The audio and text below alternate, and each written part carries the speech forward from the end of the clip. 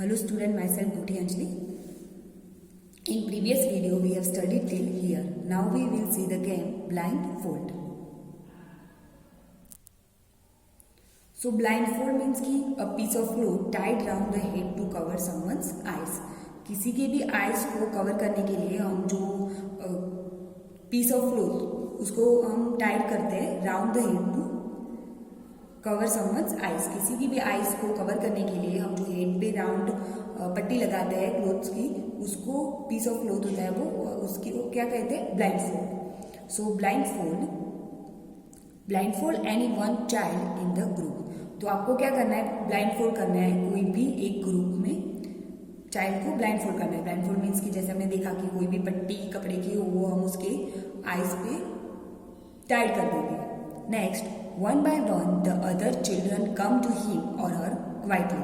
फिर क्या करना है, वन बाय वन एक एक पर्सन को, दूसरे जो बच्चे हैं उनको कम टू, जिसको भी हमने ब्लाइंडफोल्ड किया है, हिम और हर, उसके पास क्वाइटली जाना है.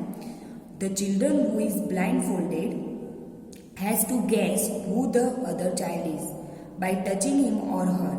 Take care not to make any sound. Do you know why? तो आपको क्या करना है, जो चाइल्ड है वो ब्लाइंडफोल्डेड है, उसको अभी हमने जिसको भी ब्लाइंडफोल्ड किया है, तो बाकी के जो सारे रेस्ट ऑफ चिल्ड्रन है वो क्या करेंगे, one by one come to him, उसके पास जाएंगे विदाउट मेकिंग एनी नॉइज. तो जो ब्लाइंडफोल्डेड चाइल्ड है उसको क्या करना है, गेस करना है कि वो द अदर चिल्ड्रन. तो जो भी चिल्ड्रन उसके पास आया उसको वो कौन है उसको गेस करना है बाय साउंड, क्योंकि उसके आंख पे तो पट्टी बंधी हुई है, तो उसको सिर्फ साउंड से गैस करना है कि वो चिल्ड्रन कौन है. और जो भी उसके पास आएगा उसको भी कोई नॉइस नहीं करना है, वो सिर्फ उसको टच करना है. जो भी उसके पास जाएगा उसको टच करके वो बताएगा कि ये कौन सा चिल्ड्रन है, और उसको कोई भी आवाज़ नहीं करनी है, वरना आवाज़ से वो पहचान लेगा. Take care not to make any sound. Do you know why? और ध्यान रखना है कि कोई भी आवाज़ नहीं करनी है. वाई?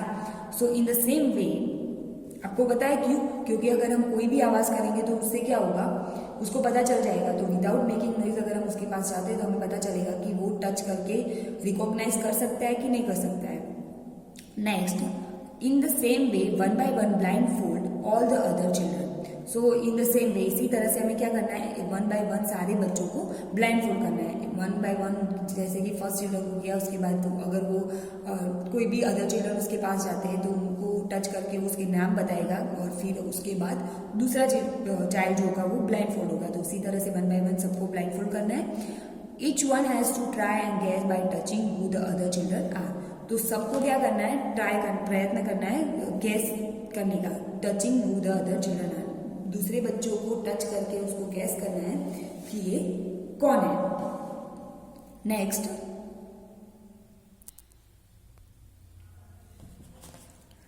है discuss and tell. So first question, how many children could recognise the other by touching. तो ये after playing this game, how many children could recognise the other by touching. तो वो हमें लिखना है कि कितने चिल्ड्रन रिकॉग्नाइज कर सके. नेक्स्ट क्वेश्चन है, how many children could recognise the other children by only hearing them. फिर उसको सिर्फ सुन के, हियरिंग करके कितने बच्चों को रिकॉग्नाइज कर सके, वो हमें नंबर ऑफ लिखना है. Then which was easier of the two. दोनों में से फर्स्ट हमने लिखा सिर्फ टचिंग करके, एंड द सेकंड इज सुनकर. तो उसमें से इजियर कौन सा था, which was easier of the two. Next है, touch and tell how many teeth are there in your mouth. Which student in the class have the maximum number of teeth. तो आपको टच कर बताना है कि how many teeth are there in your mouth, आपके mouth में कितने teeth है, and which student in the class have the maximum number of teeth. और फिर सारे बच्चों में से किसके मैक्सिमम टीथ है हमें वो लिखना है. नेक्स्ट है, how many things can you recognise by only touching. ऐसी कितनी चीजें हैं जिसको सिर्फ हम टच कर रिकॉग्नाइज कर सकते हैं. नेक्स्ट है, close your eyes and listen, what sound can you here. तो आपको अपनी आंखें बंद करनी है एंड सुनना है कि कौन सा साउंड आपको सुनाई दे रहा है. Which people can you identify from the sound they make as they move. उनके मूव से हम किस चिल्ड्रन को रिकॉग्नाइज कर सकते हैं कि ये वो ऐसे उनके मुंह के साउंड से. By just smelling can you guess if it is someone close to you.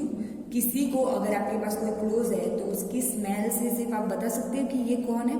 तो जो ये सारे क्वेश्चन है वो हम सिर्फ स्कूल में ही कर सकते हैं, तो ये आपको करना नहीं है।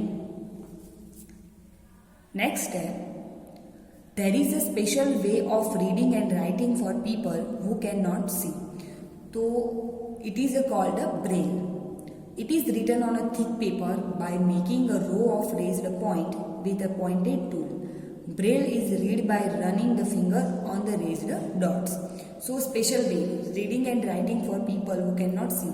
तो स्पेशल एक वे होता है जो लोग सुन नहीं सकते, देख नहीं सकते, उनके लिए रीड और राइट के स्पेशल वे होते हैं। इट्स कॉल्ड अ ब्रेल और उसको क्या कहते हैं, ब्रेल कहते हैं।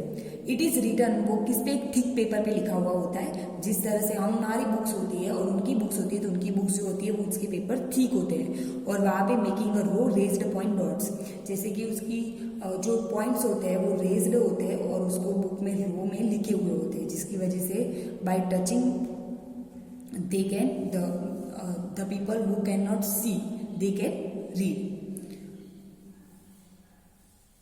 By running the finger on the raised dots. और उसे हम क्या कहते हैं, ब्रेल कहते हैं। तो यहाँ पे जो ब्रेल है वो भी आपको अपनी नोटबुक में लिख देना है। जो लोग देख नहीं सकते और उनकी जो बुक्स होती है उसे क्या कहते हैं, ब्रेल। नेक्स्ट है, let's see whether it is a difficult or easy to recognise a shape without seeing it.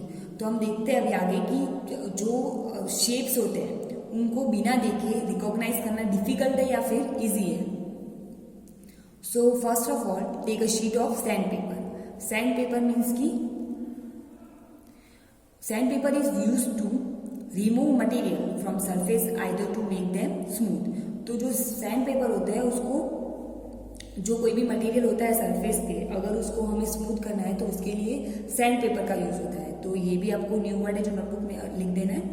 Make a shape on it, आपको उस पर क्या शेप बनाना है, placing a piece of thick wool or thick thread on it. Ask your friend to closer his eyes, फिर आपको क्या करना है, उसके बाद आपके जो फ्रेंड्स है उसको बोलना है कि उसकी आइज क्लोज करें। And then identify shape by running or his finger on a sheet. फिर उस शीट पे सिर्फ फिंगर रन करके उसको बताना है कि ये कौन सा शेप है। Ask your friend was it difficult or easy. आपको अपने फ्रेंड से पूछना है कि इट इज डिफिकल्ट और डिफिकल्ट। ये आप खुद भी कर सकते हो, ये एक एक्टिविटी है। देन नेक्स्ट है, ask your friend to make a shape on the sand paper in the similar way. Now you identify it by feeling with your finger. आप क्या कर सकते हैं, शेप को सैंड पेपर पर बनाकर उसी तरह से आइडेंटिफाई कर सकते हैं by running your finger. Next है, take a thick piece of paper, make an outline on the paper with the help of compass और a needle, make dots at a short distance. तो फिर आपको क्या करना है, एक पेपर लेना है, फिर उस पर आउटलाइन करनी है पेपर पे with the help of a compass और अ नीडल से। Make dots at a short distance, फिर आपको क्या करना है, डॉट्स बनाने वो भी शॉर्ट डिस्टेंस पे। Then next, on the outline drawn, जो भी आउटलाइन हमने ड्रॉन की है उस पर छोटे छोटे डॉट्स बनाने एट अ शॉर्ट डिस्टेंस पे उसके।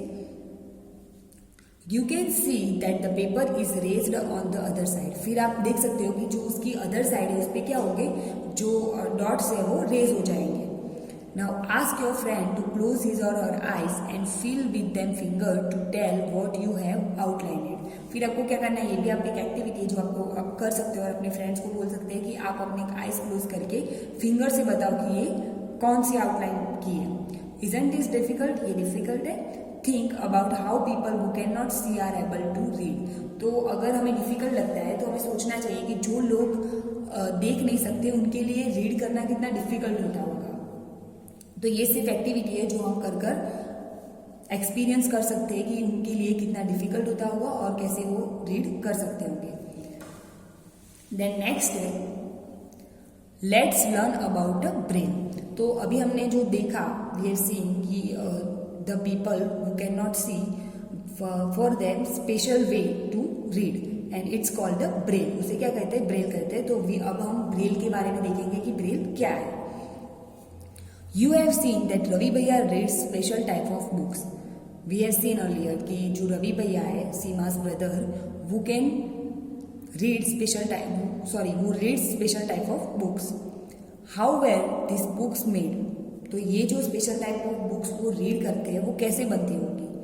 वो first thought of this books, तो फर्स्ट ऑफ ऑल किसने इस बुक्स के बारे में सोचा होगा? Let's find out about it. तो ये जो बुक्स है वो फर्स्ट ऑफ ऑल तो किसी ने सोचा होगा कि ऐसी बुक होनी चाहिए, तो वो किसने सोचा था और कैसे वो बुक बनी थी हम यहाँ पे वो देखेंगे. यहाँ पे we have given sheet of braille script. So here ABCDE. तो ये लोग कैसे ABCD को रिकॉग्नाइज करते होंगे यहाँ पे हमें दिया है. तो we can see clearly the first dot is raised here, so they can read as a A. Here in a column there are 2 dots are raised, so this is B. So and in this C there are 2 dots raised but in a row, so that's called a C. And in a D 2 dots in a row are raised and 2 are in column raised, so it's a D. And in a E first dot in a row and second dot in a second row but a second column, so it's called a E. So that's how they read ABCDE. So all A to Z have given in this type of raised dots, so they can read and it's called a braille script. Next, Louis Braille belong to France. तो जो ये Braille है जिसने ये sheet बनाई थी वो कहाँ के थे? फ्रांस के थे. One day when he was 3 years old. तो जो ये ब्रेल है जब वो 3 साल के थे, he was playing with his father's tools. तो वो जो अपने फादर्स के टूल्स थे उनके साथ खेल रहे थे. Suddenly a pointed tool hurt his eyes.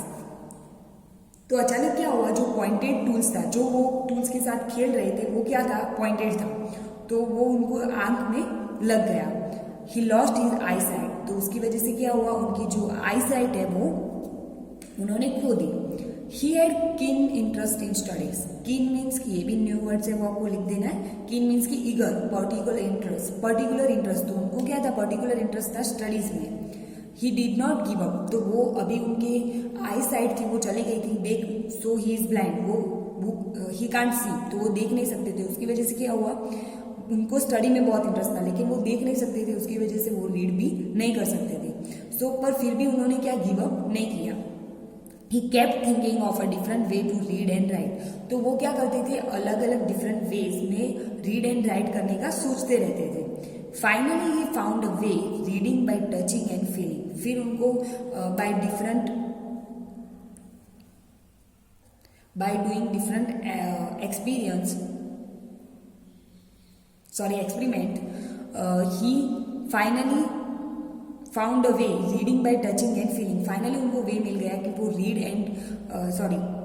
Read कर सकते हैं bye touching and feeling. Touch कर कर फिर उसको फील कर कर वो रीड कर सकते हैं. उन्होंने एक ऐसा वे निकाला. This way of reading letter come to be known as a braille script. फिर वो जो वे उन्होंने ऐसे हमने देख सकते हैं ये जो ब्रेल स्क्रिप्ट है इस तरह का उन्होंने जो वे है वो सोचा रीड करने का, जो द पीपल वो can not see. So letter it is recognise as a braille script. फिर उसको बाद में उसको क्या नाम दिया गया? Braille script, because this way found by him. So braille script. In this type of script a row raised dots are made on a thick paper. जो रेज्ड डॉट्स होते हैं वो थिक पेपर पे बने हुए थे. Because this dots are raised they can be read by running the finger on them. So the people who cannot see, they can easily read by running the finger on them. This script is based on 6 point.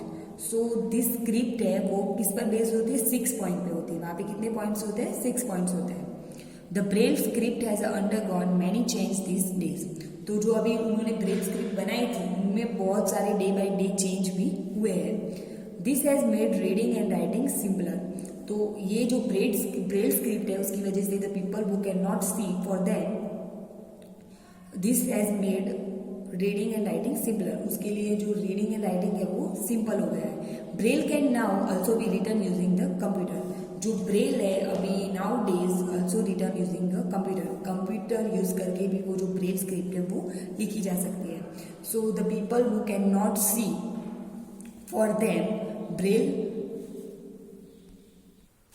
Braille has made special way for them. तो उनके लिए उन्होंने एक special वे बनाया जिसकी वजह से वो देख नहीं सकते लेकिन फिर भी वो स्टडी कर सकते हैं। तो यहाँ पे जो ब्रेल ने जो ये स्क्रिप्ट है वो ब्रेल ने वे पूरा फाउंड किया था, तो उसको आप ब्रेल स्क्रिप्ट कहते हैं। तो यहाँ पे जो उसके सीमा के रवि भैया है वो कैसे रीड कर सकते हैं, तो बाय द ब्रेल स्क्रिप्ट। जो उनकी बुक्स होती है वो ऐसी होती है, रो में उसके डॉट्स होते हैं, जो रेल्स होते हैं और वो थिक पेपर पे होते हैं। तो इसी तरह से जो ब्लाइंड पीपल है वो रीड कर सकते हैं। तो यहाँ पे our chapter 13 sharing our feeling is completed and question 1 to 7 you have to note down in your notebook, and the new words also you have to note down in your notebook, and the next chapter we will see in the next video.